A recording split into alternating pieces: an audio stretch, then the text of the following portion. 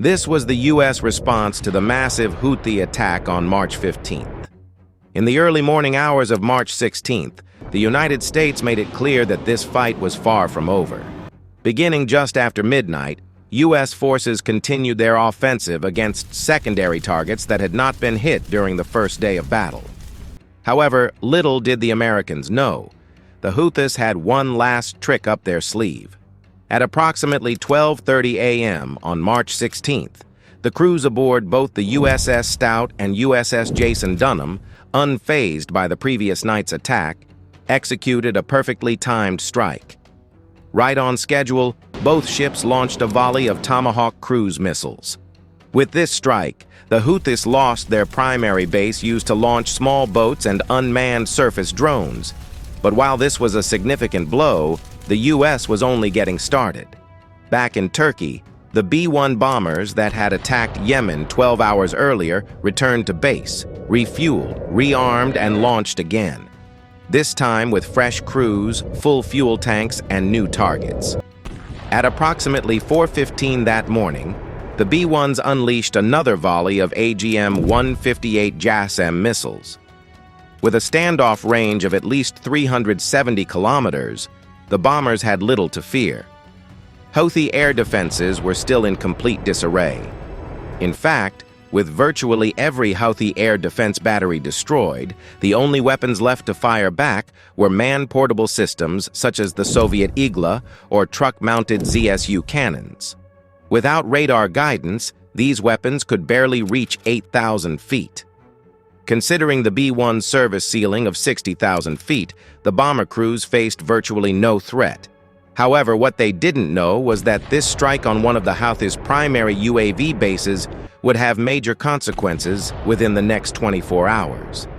After releasing their payloads, the B-1s returned to base. Just after sunrise, several F-35C fighters from the Black Knight Squadron launched from the deck of the USS Harry S. Truman, racing toward the next targets of the morning. These were two weapons storage facilities in the Marib Governorate, which the F-35s destroyed without drawing so much as a response from the Houthis.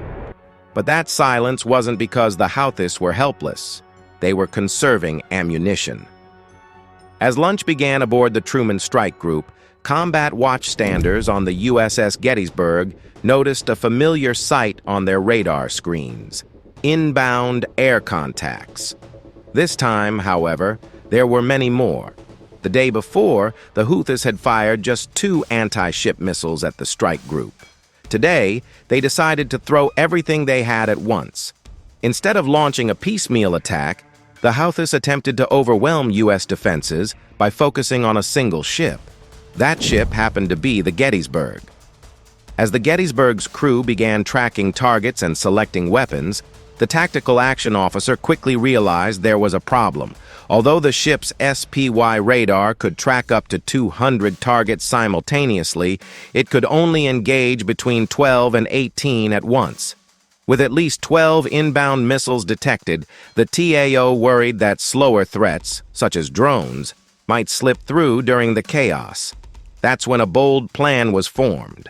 The cruiser's captain, senior to the other ship commanders, assumed tactical control of the group. He ordered the Stout and Jason Dunham to engage the farthest targets with SM-2 missiles, while the Gettysburg handled the closer threats.